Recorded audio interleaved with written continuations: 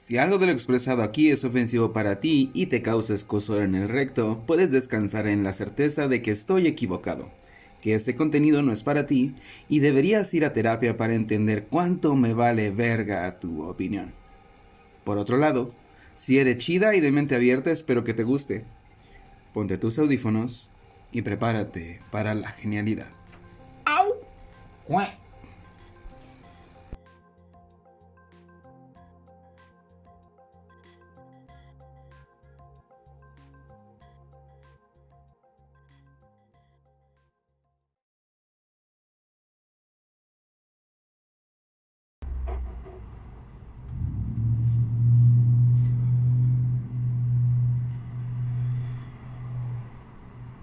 Bienvenidos, este es el capítulo número 9 de mi libro Por el bosque de los hongos. Soy Dorian Amador y este capítulo se titula Muerte del ego. El yo, como tal,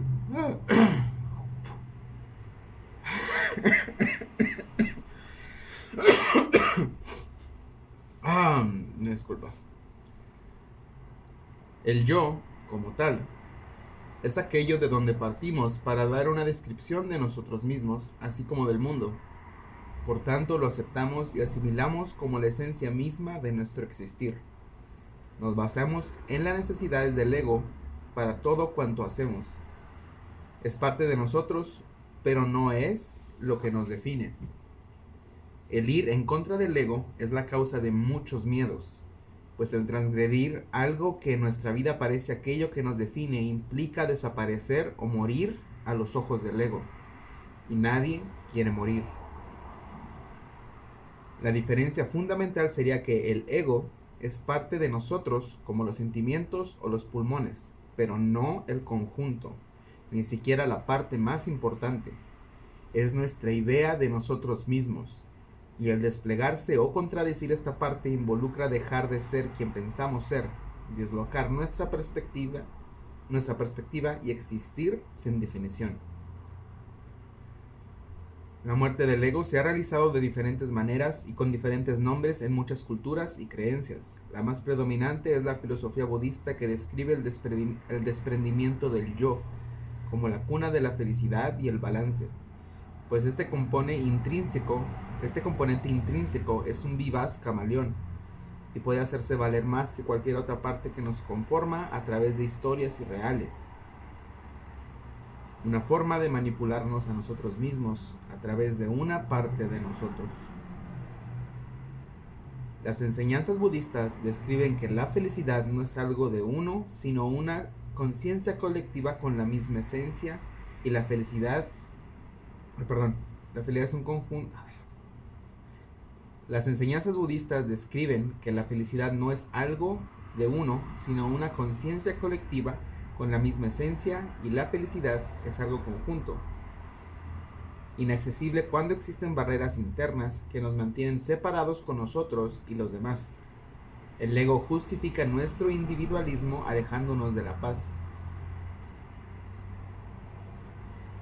Cuando nacemos, se nos da un nombre, nos amoldamos a una cultura, desarrollamos el concepto de una religión, aprendiendo un idioma y cómo expresarlo en el lenguaje que aquellos que nos rodean pueden entender. Atravesamos el tiempo forjando la idea de quién somos. ¿Cómo sería si alguno de estos factores fuera diferente? ¿Estaría en el lugar que estoy si hubiera vivido una vida con otro idioma? ¿Qué tanto de lo que pienso y cómo lo expreso está esculpido por la afilada navaja de mi cultura? El ego es una ilusión personal, proyectada desde el eco de nuestras experiencias, un mecanismo biorretroactivo para procesar, entender y sobrevivir el mundo, vestigios evolutivos propios de los animales, más desarrollados en nosotros como humanos. El ego es una proyección evolutiva del instinto de supervivencia, algo similar a la lujuria que evolucionó cerebralmente originando el amor y fue agregado a la red neuronal. A diferencia del amor, el ego es una herramienta extremadamente sofisticada que nació en una realidad extremadamente diferente. Ya no necesitamos cuidarnos de depredadores, buscar comida y refugio constantemente. Esto lleva a que el ego se ocupe de protegernos de ilusiones contadas por terceros. Ilusiones integrándose a nuestra realidad porque el ego no es malo, pero es extremadamente efectivo y cambia nuestra perspectiva del mundo hasta puntos deficientes. El imponer una ideología religiosa a una persona por fuerza, un alcohólico orgulloso de cuánto toma, pero deja de generar recuerdos, quien forza su sexualidad sin consideración por la contraparte, sentirse superior por un conocimiento que está en todos lados, apegarse a la compañía tóxica por no entender la soledad. Todas estas son máscaras del ego, una versión deficiente de quien somos basado en muchos hechos o emociones, un disfraz ridículo, limitante y a veces doloroso que usamos por miedo a la muerte. Y como lo usamos, no morimos, entonces funciona. Debe estar bien, ¿no? Aunque tome todos mis recursos y energía mantenerlo ahí, se va a quedar o moriré. Eso es el ego. Los hongos es la única medicina que ataca el ego de todos los flancos. El miedo es la herramienta más útil del ego, susurrando cosas en esa parte interna de nosotros que tensa el cuello y provoca una incomodidad en la boca del estómago, igual que el hecho de imaginar estar flotando solo en aguas profundas de noche o estar atrapado en una cueva angosta, situaciones donde el ego no sirve de nada. El solo hecho de pensar en comer hongos alucinógenos produce esa sensación y generalmente provoca un rechazo inmediato. Lo he visto. Es el espíritu del hongo incitando al ego a aparecer. Te hace defenderte sin saber por qué tienes miedo de algo inofensivo y benéfico, pero que sabe encontrar aquellas partes sucias y dejarlas impecables. La muerte del ego se experimenta en dos partes, una psicológica y una fisiológica, que se manifiestan de formas increíbles. Este fenómeno es el eslabón que junta la psicología con la psiquiatría, la magia con la ciencia. Dos términos que siempre parecen contrarios, la dualidad común entre las cosas. Para mí son solo dos explicaciones de lo mismo, ambos entendibles, ambos a disposición de quien los quiera entender al precio de olvidar unos instantes todo lo aprendido. La acción de la psilocibina en el cerebro ha sido poco estudiada debido a la ridícula prohibición legal. Sin embargo, su uso ha existido a través de toda la historia humana. Los antiguos chamanes renacen con otra voz de parte de los científicos en universidades como Johns Hopkins, que estudian los efectos terapéuticos de los hongos mágicos. Cada parte del cerebro tiene una función específica. A su vez, cada una está conformada por cúmulos de neuronas especializadas, divididas en subgrupos específicos, a los que se pueden referir como circuitos neuronales que trabajan y se comunican a través de señales químico-eléctricas, encargados de llevar a cabo procesos biológicos como respirar, salivar o procesar información sensorial. Cada sección está dividida categóricamente y solo tienen contacto con otras áreas en menor o mayor medida dependiendo de los circuitos neuronales involucrados. Algunas de estas zonas empiezan a conformarse y dividirse en nuestra niñez, cimentándose para mantenerse así en la madurez. Otras tantas funciones específicas desde que nacemos y solo se van ajustando a nuestro crecimiento. La psilocibina, al ser metabolizada por el organismo, ingresa al cerebro y crea una hiperconexión e hiperactividad en ciertas zonas del cerebro, causando una comunicación más estrecha entre partes del cerebro que tal vez no estaban conectadas, dando fenómenos sensoriales como sentir la música en la piel, estimular la creatividad, desarrollar más profundamente la empatía o emociones impresionantes y hermosas. Además de esto, puede disolver momentáneamente las barreras aparentemente inquebrantables de nuestro ser, como perdonar o levantar cargas emocionales de antaño. Estas otras zonas del cerebro se relajan y adoptan el mismo patrón que adoptamos durante el sueño, relajándose al mismo tiempo que nuestra mente se ilumina y se va limpiando.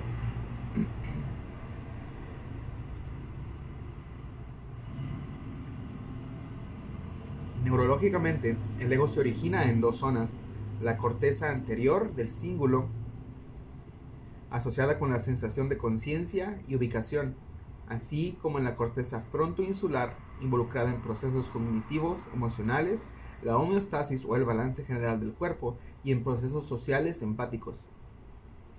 Estamos conscientes que somos seres humanos y a pesar de identificarnos entre nosotros, somos diferentes por dentro y ocupamos diferente tiempo y espacio, tomando como referencia el resto del mundo.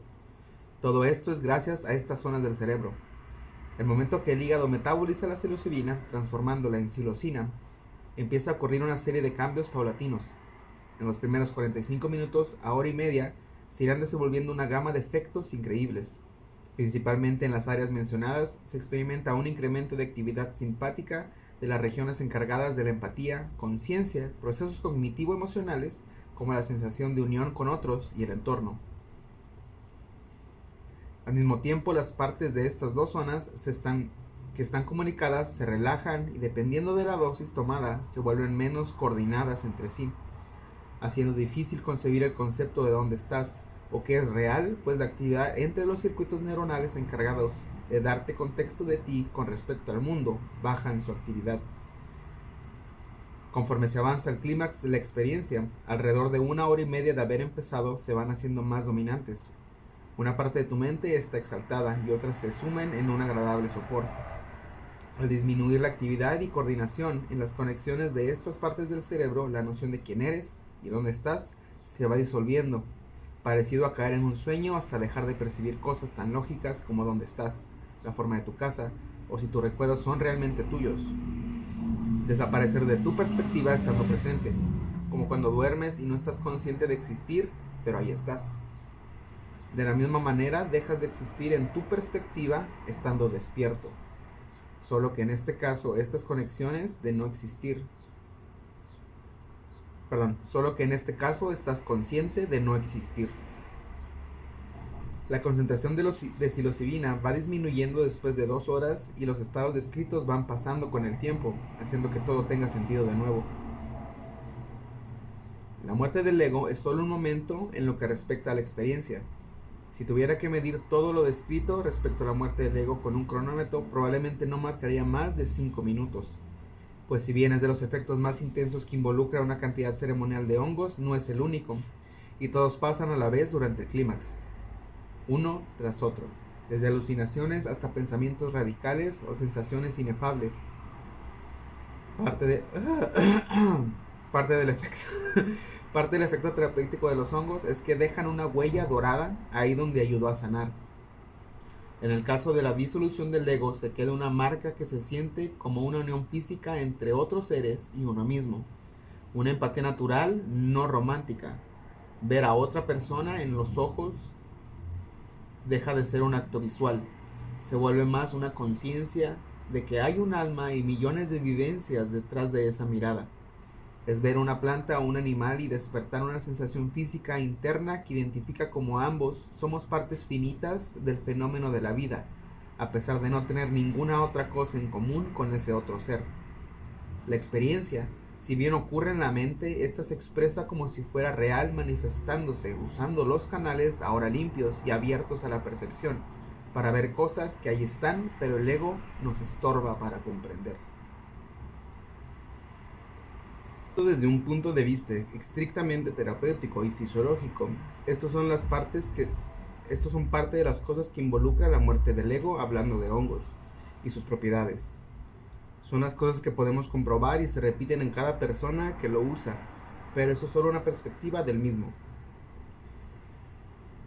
Y uno es complemento de la otra, pues si bien el proceso bioquímico y su impacto terapéutico ayuda a todos de una forma personalizada, pero igualmente trascendentes, sus manifestaciones en nuestra conducta, así como nuestra perspectiva sensorial de esto al momento de tomar los hongos en ceremonia, siempre es diferente en contexto, pero similar en esencia.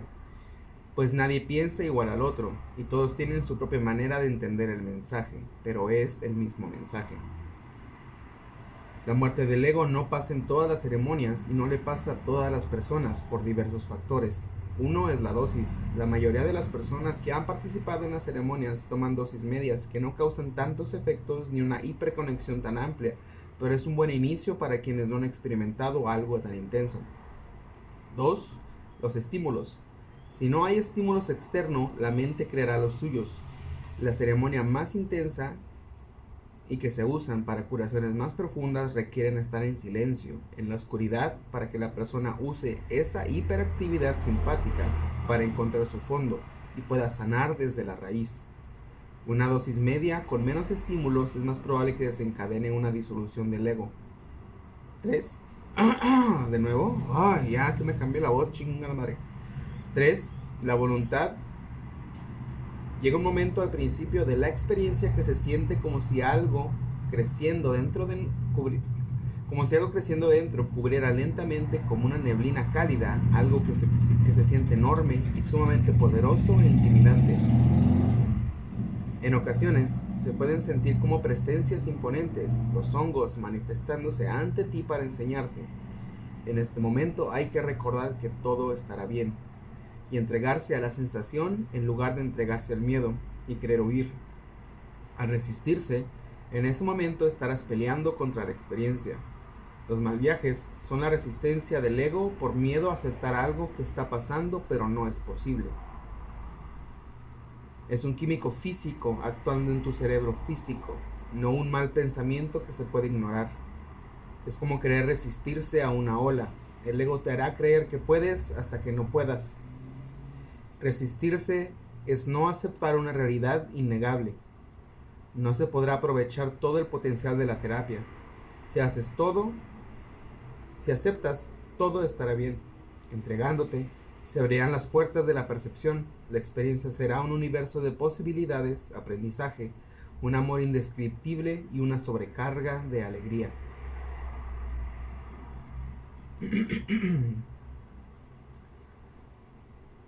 Había preparado un té irlandés para tomarlo con los hongos. Tenía un día libre del trabajo. Estaba trabajando en unos proyectos de carpintería para la casa. Hacía poco me había mudado y necesitaba una mesa, un librero. Dejé todo en orden y preparé las siguientes 5 horas como si se acomodaran las cosas en una guardería. Había colores, lápices, hojas de papel y pintura en caso de sentirse inspirado para expresar alguna parte del viaje. Tenía una lista de música lista para poder guiar la ceremonia, una bocina lista y algunos juguetes para distraerme al irse acabando la experiencia. Nunca había tomado los hongos completamente solo. Siempre se recomienda hacerlo en compañía con al menos de alguien más que guíe la experiencia. Pero después de haber experimentado algunas sesiones, decidí darme la oportunidad. El agua estaba en la estufa y con unas tijeras cortaba los hongos secos de tallo, grises azulados con cabeza dorada, sobre un mortero de piedra. El cuerpo es muy fibroso y si no se cortan de una manera adecuada no pueden molerse por completo, lo cual complica la ingesta y hace más incómoda la experiencia. Los molí finamente y agregando miel a mi taza favorita dejé que el té se templara y agregué el polvo gris de olor amargo. Lo mezclé bien, procurando no dejar grumos y desviar mi atención de la apariencia gris tan repulsiva que toma el té. Lo tomé lo más rápido posible. El sabor se disimula muy bien con la miel, pero siempre deja un sabor acompañado de una certeza. Ya no había vuelta atrás. Cada toma siempre implica un cierto miedo que comparo con tirarse en paracaídas o subir a un escenario.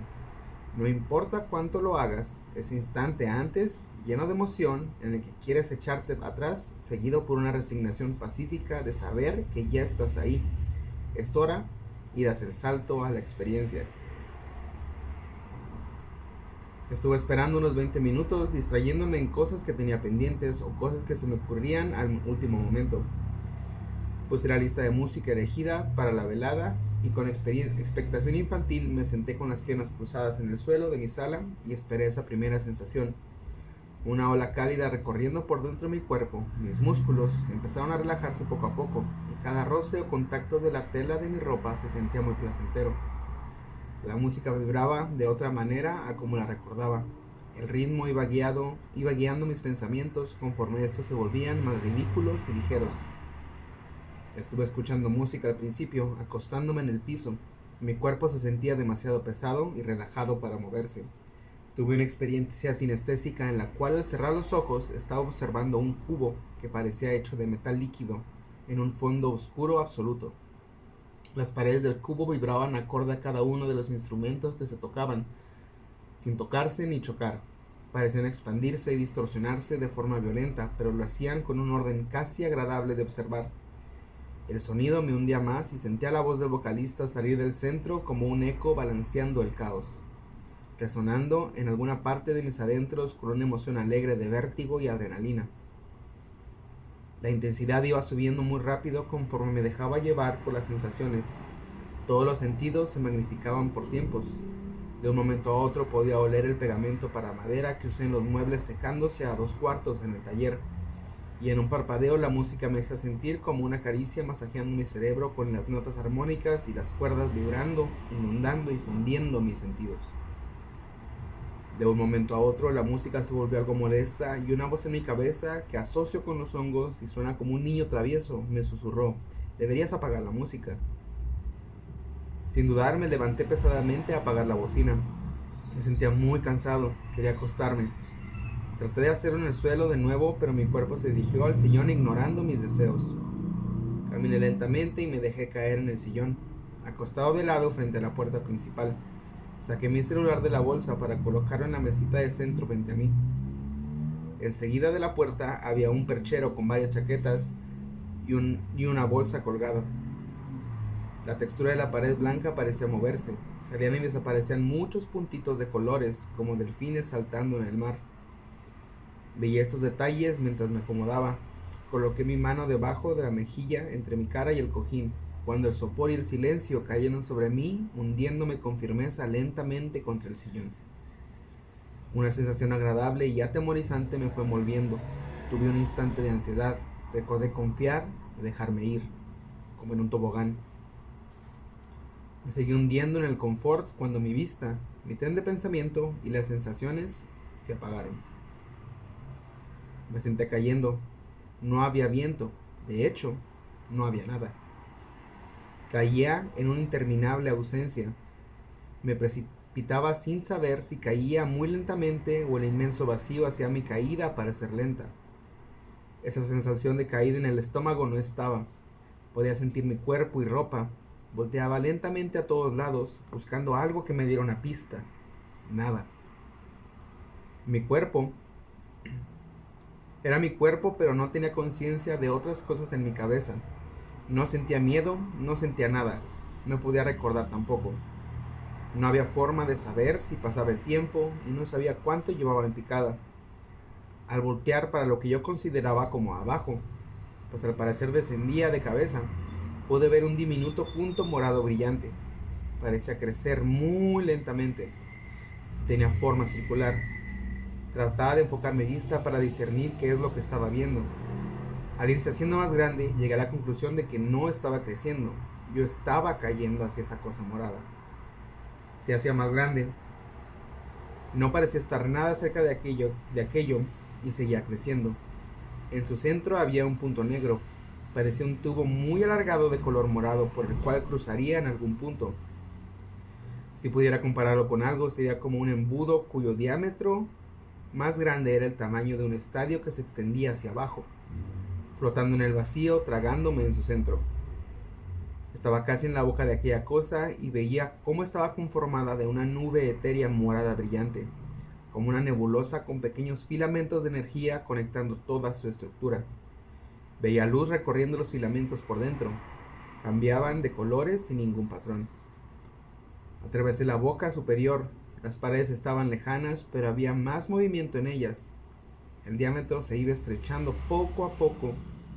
Pude discernir lo que se movía en la pared.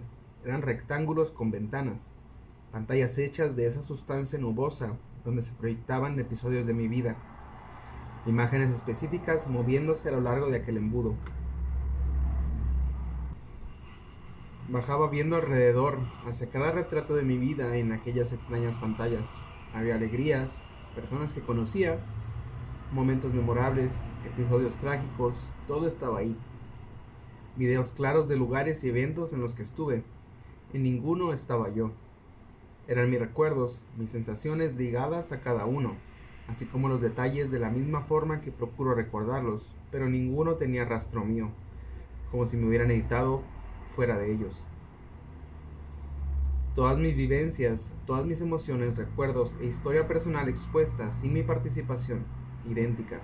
El embudo se iba cerrando hasta acabarse. Al final, después de toda una vida, llegué al final del embudo. Seguí cayendo y el embudo poco a poco desapareció en dirección contraria, perdiéndose como un punto morado brillante, siendo tragado por la nada. Un momento de existencia en el vacío infinito. Me quedé viendo en la dirección que desapareció aquel punto morado. Veía mis manos y piernas. Seguía cayendo de cabeza. ¿Ahora qué? Al pensar eso pude ver cómo mi mano se desprendía de mi brazo, como una burbuja que se desprende del aro. No dolió, solo se soltó, y se precipitó hacia la oscuridad, desapareciendo casi instantáneamente. Le siguió mi pierna derecha, mi brazo entero.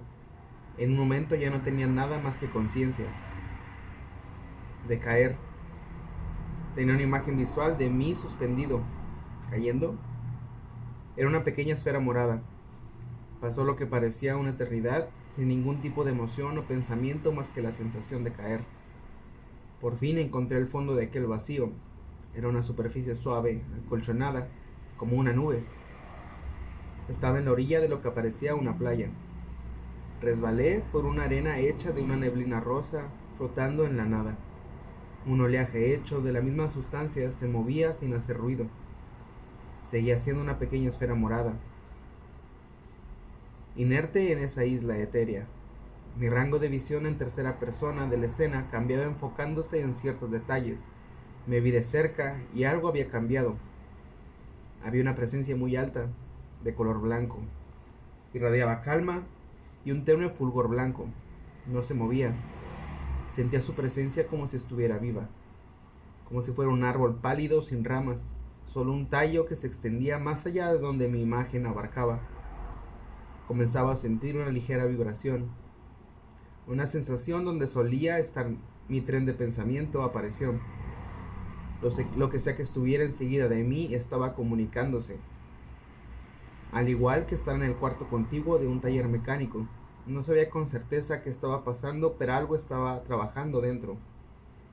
El intercambio de información era muy rápido y vertiginoso. Todo esto estará aquí adentro, pero no podrás recordar todo. Y no puedes decir todo lo que hay aquí. Úsalo para crecer. Difunde el mensaje. Al terminar sentí que era tiempo de volver. Comencé a elevarme hacia la oscuridad. Dejando todo detrás, empecé a ascender de una forma más lenta a la caída. Seguía siendo una esfera morada suspendida en el vacío. Me sentía creciendo, como un globo inflándose y haciendo más pálido su color original. Mi pensamiento se fue integrando poco a poco. Mientras seguía creciendo, pude sentir una caricia muy tenue. Lo que parecía un alfiler invisible empezó a trazar una línea continua sobre mi superficie. Como un bisturí en masa para pan, la línea se iba profundizando, sin dejar de avanzar. Lentamente, mientras aumentaba de tamaño, aquellas cortadas no dolían, solo se iban profundizando hasta que comenzaron a interconectarse unas con otras. Y de una esfera pasé a algún tipo de desdoble exponiendo los cortes interiores en aquella masa morada pálido. Aún creciendo y con líneas aún abriendo sin separar ninguno de mis pedazos.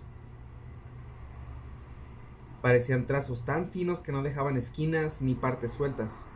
Sentí múltiples líneas por un rato hasta que solo quedó una recorriendo lentamente mi superficie. En todo el ascenso tuve memoria de lo que acababa de pasar y los mensajes que aquella presencia, conforme subía, iba olvidándolos. De aquella presencia, conforme subía, iba olvidándolos. Se quedaba atrás, cayendo de mi ser como pétalos marchitos, presas de la inevitable gravedad. Podía sentir mi cuerpo estirado y aún tomando forma. Solo sentía una línea aún atravesando un costado de mi piel, como un hilo de metal invisible cortando arcilla. Lentamente trazó su corte por mi cabeza al nivel de mi oreja. Sentí el último corte delineando la separación del costado de mi cabeza, apoyada en la mano sobre el sofá. Abrí los ojos viendo la pared blanca, ya sin puntos de colores, las chamarras colgadas en el perchero y mi celular sobre la mesa de la sala.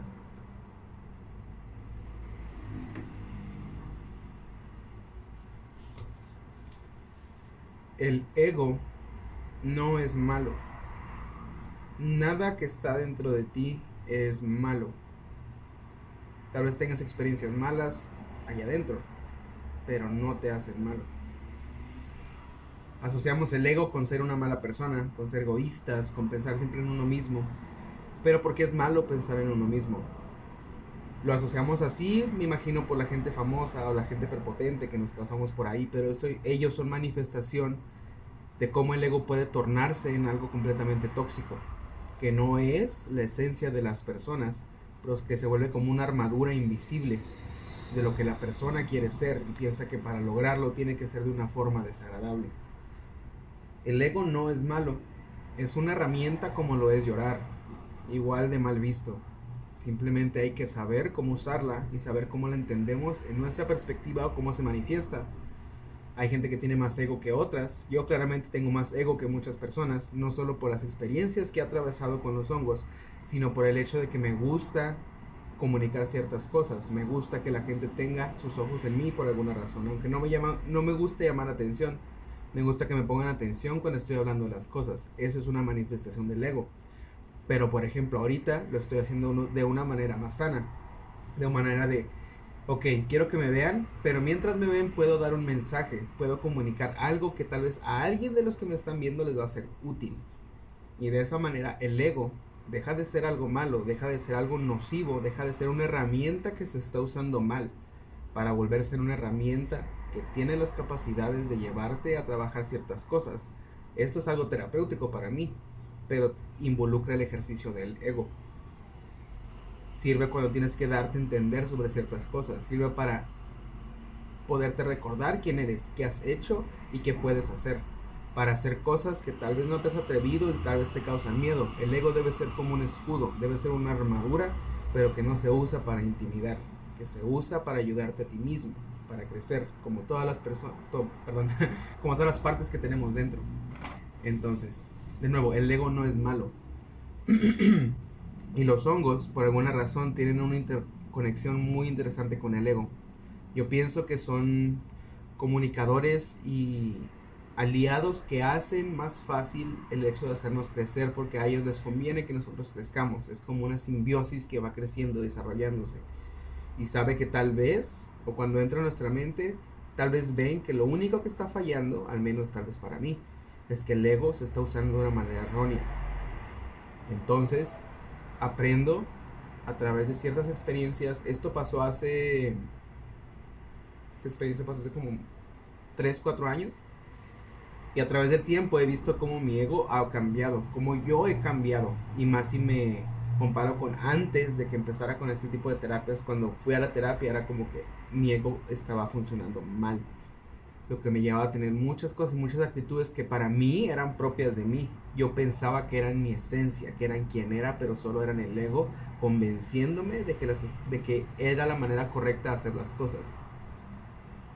Y lo vimos mucho en cuestiones de terapia de, bueno, pues es que no te tienes que conformar con quién eres, puedes cambiar. Y la verdad es que sí, pero a veces el decir eso es parte de una mentira que ya te convenciste.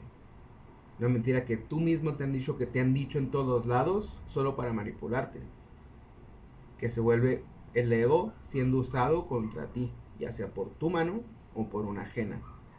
Entonces, el hecho de saber este tipo de cosas y de entender que cuando naciste no tenías las ideas que tienes ahora, que no eras racista, que no tenías ningún tipo de prejuicios, que no tenías ningún tipo de dolor que ya haya cambiado quién eres, o que pienses que ha cambiado quién eres, porque el dolor es algo que usa mucho el ego para hacernos sentir miedo.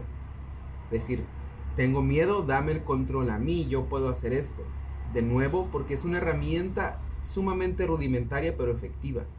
Es esto que nos mantenía vivos cuando necesitábamos estar defendiéndonos todo el tiempo del ambiente, de los animales y de las circunstancias de nuestra época. Pero ahora ya todo es más cómodo, ya el ego evolucionó a una parte en la que si no te das cuenta puede tomar posesión de ti y vivir una vida que tú no quieres, que tú no necesitas y que tal vez nunca quisiste, pero te convences de disfrutarla porque te causa un confort. Y ese confort es una solución a un miedo que tienes, que está enraizado en ti. y está usado por el ego para hacerte hacer todas estas cosas, desperdiciando tu vida. No digo que no sirva para cosas buenas, y si estás consciente de que lo estás usando para cosas buenas, está bien. Pero hay gente que está viviendo otra vida y que no solo está perjudicando y echando a perder su vida, sino que también le causa, le hace la vida imposible a otras personas o causa mal a otras personas.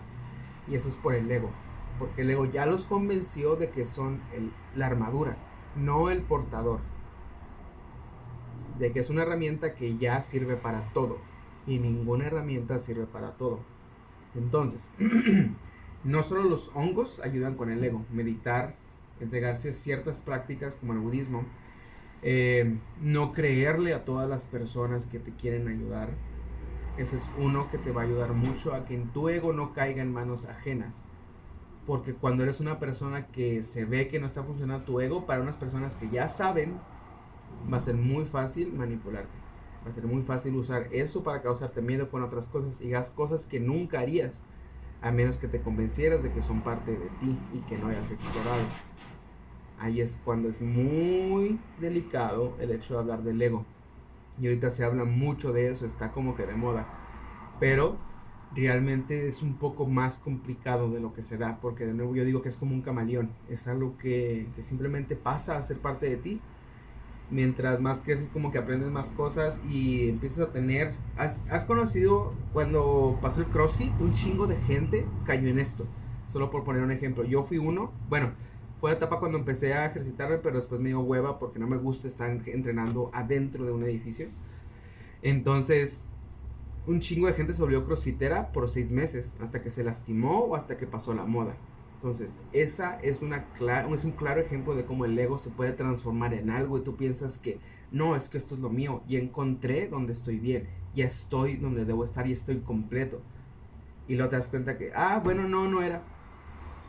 Pero si tú tuvieras el control de las cosas que te llaman la atención y en las que puedes poner tu energía para sacarles provecho, no solo para divertirte o para pertenecer o para seguir una moda, puedes usar esa energía, ese tiempo en cosas que te van a alejar de las cosas que no te gustan, que son producto de un control ajeno y que al mismo tiempo te va a ayudar a entender lo que necesitas realmente, quién eres realmente y a dónde quieres ir. Y con todo ese tiempo y energía extra puedes tener una idea y una misión de seguir eso que te gusta, eso de nuevo que tu voluntad te está pidiendo. Pero no se puede lograr a menos que introspecciones realmente en quién eres, quién eras antes de que se enseñaran todas estas cosas, quién eras antes de aprender este lenguaje, quién eras antes de todo esto. Y es difícil, pero si ponemos en contexto, lavar los platos es difícil, pero lo tenemos que hacer todos los días. Es la mejor comparación que yo tengo al crecimiento personal. Los platos, aunque seas súper rico, siempre van a ser algo de lo que te tienes que encargar. Ya sea que pagues por ello, pues estás usando tu tiempo y tu esfuerzo para generar el dinero que le vas a llevar a alguien para que haga todo esto, como lavar la ropa. O sea, nunca te vas a hacer de eso. Igual que el ego. El ego no está para que te deshagas de él, no está para que lo ignores, porque cualquier parte de ti que ignores se va a hacer más fuerte y va a tomar tu conciencia en un momento en el que no va a ser el apropiado y te va a llevar a tomar decisiones erróneas. Y así siempre pasa, y no solo con el ego, con cualquier parte de ti que ignores, va a explotar algún día. Y tú piensas que puedes, pero no se puede. Entonces, preguntas sobre terapias, Huautla Terapias en Facebook, Dorian.4Mador en Instagram, para cualquier duda que tengan. De nuevo, ya no voy a hacer ninguna otra red social. Dorian Amador Arte Esotérico para cualquier tipo de pinturas o objetos mágicos.